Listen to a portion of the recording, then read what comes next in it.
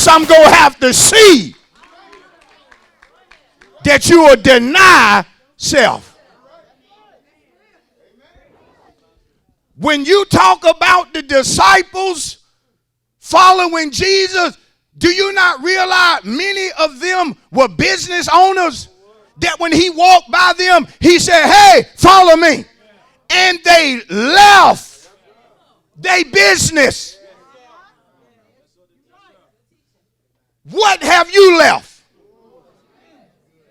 Here's the sad thing in the church. Most of the stuff God trying to get some of us to leave is killing you anyhow. It's bad for you. If you ain't lost a friend or two along the journey, I guarantee you, you're a hypocritical Christian. The only way you maintain them is being different than how you are here. And some of you do and say things to let your friends and family members know, yeah, I go up there, but I ain't just deep like them. I admit y'all right. They go overboard with some stuff. But I love the singing, though. He can preach. Now, if you go up there, now someday you go up there, he be hard on folk. But the other day, he'll preach a good message. And so I kind of just pick and choose. You know what? And when I look at your life, when I look at how broke you are, when I look at how depressed you are, when I look at how confused you are, I know it's a result of you coming up here picking and choosing. See, somebody's life gonna be made better today, even though this is somewhat of a hard word. First thing he told them, deny who? Deny self. At the end of service, just about all the time, it's our custom. Don't mean if another church don't do it, they right wrong. It's just our custom to lay free will gifts at the altar. That's just our custom. I don't like it. The second offering would get me. You a lie. Stop lying. First offering get you too. Stop lying. Every offering gets you. Every offering in here gets you. But do you not think at some point for God to let you know whether or not you can deny yourself, sometimes he'll tell you what to put up here. Hold on. And it'll be that 100 that you got folded up.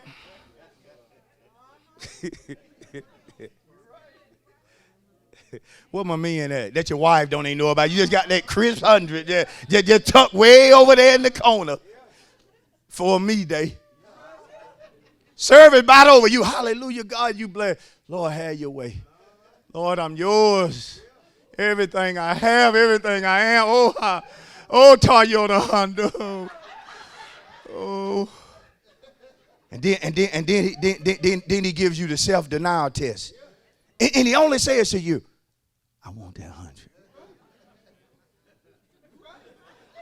Here's the thing. Most of us can't deny self. $100. Tell your neighbor, it's tight, but it's right. See, to be a real Christian, at some point, your resources and your money, you have to deny yourself sometime to do what the kingdom needs to be done. This was so evident in the gospel. I got to move on about self-denial. It's so evident in the gospel that Jesus sent his disciple one time and told him, go tell a man, a disciple, to loose his coat that nobody ever rode on. Lord, you want us to go up to this man's house? Yeah, what y'all want? The master got need of your coat. He wants your donkey. And the man just loosed it. If it's the master, sent to one group of folk and told them, tell them to get the upper room ready. Me and the disciples, we're gonna eat there tonight. Now what if I sent you that message? See, some of y'all first thing say, see them preachers. I see why who was that on the phone? Pastor Cochran. What do he want this time of the night? Him and the ministers coming by and want us to feed them tonight. He got a meeting. Did he give you some money? No. How many of them is it? I know it's over 10 of them. 10?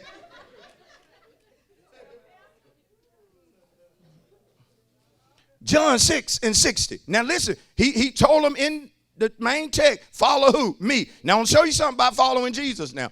Therefore, many of his disciples, when they heard this, John 60:60, therefore many of his disciples, when they heard this, said, this is a hard saying. He told them something, and they said, this is a hard saying. Then they said, who can understand it?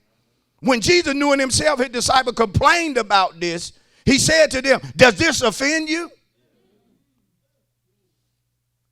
See, when Jesus started giving his disciples hard sayings, a lot of folk complain. But that's what's going to show if you're real or not. A hard saying. Something he know going to be tough to swallow or to deal with. Woo, y'all see, some of us can't handle a hard saying. Watch what happened. Verse 62. What then if you should see the Son of Man or seeing where he was before?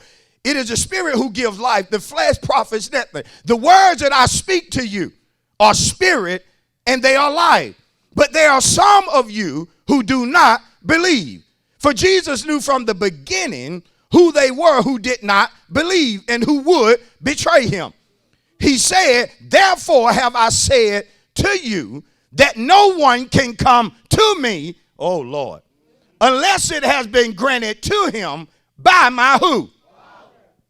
Verse 66. From that time, many of his disciples went back and walked with him. How? From that time, from the time he said something hard, they left him for saying something hard. Supposed to have been followers, but couldn't handle a hard saying. Do you know some of us claim to be straight up Christian, but we can't handle no hard word? Seem like he hard on me. I'm hard on you because there's a lot God got in you. There are some folk God will let you lean on. Then there's others you may not be able to lean on. He simply said a hard saying. Notice, church, the scriptures say many of them left him and walked no more with him. Lord, have mercy. I wonder, do we see this? They left him because of a what? A hard saying. Now look, this kills once saved, always saved.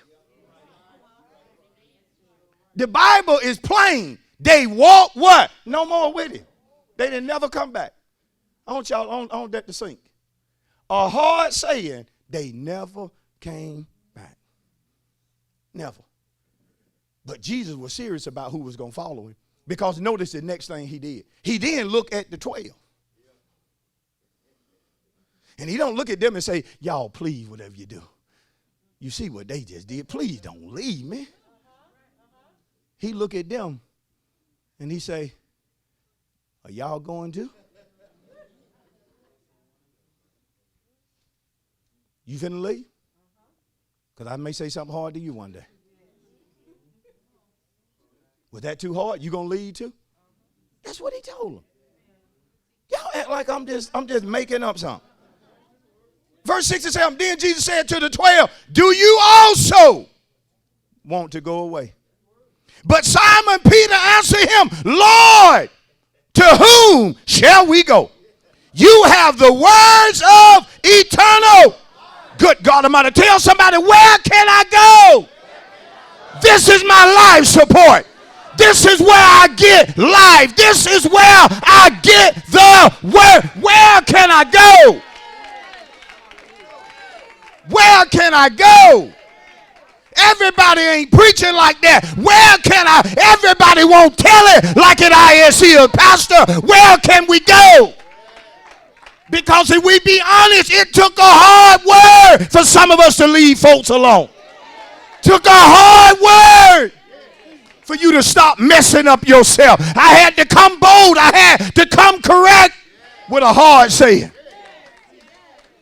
Had to call sin, sin, so some folks will stop shacking. Had to call sin, sin, so some folks will stop robbing God. Sometimes it take a hard saying. But in my clothes, in the church, there are so many, listen, who want to be used but can't handle a hard saying. The mother, I ain't got time to go there, Matthew 20, of the Zebedee boys, came to Jesus, worshiping. Hallelujah. You the Son, you the Christ, you the anointed, worshiping. Jesus just asked, well, what is I can do for you? She said, Lord, I would that these two boys of mine, you know how mama can get. Y'all know how mama can get by the boys, some mamas. She had two of them. These two boys of mine. I would, Lord, that you let one sit on your right and the other sit on your left. You know what Jesus told her? Woman, are they able to drink the cup that I got to drink? See, I'm finna drop one in the house. Too many folk at position. Too many people at titles. It ain't about no title or no position in the real church. All of us straight up servants. One servant no better than the other. We all serve. We all slaves. But you got folks seeking position, seeking titles. Jesus said, whether my Father give you that or not, I don't know. That's up to him. But can you drink this cup? See, the next time you look at somebody and want what they have, you better ask yourself, can you drink that cup?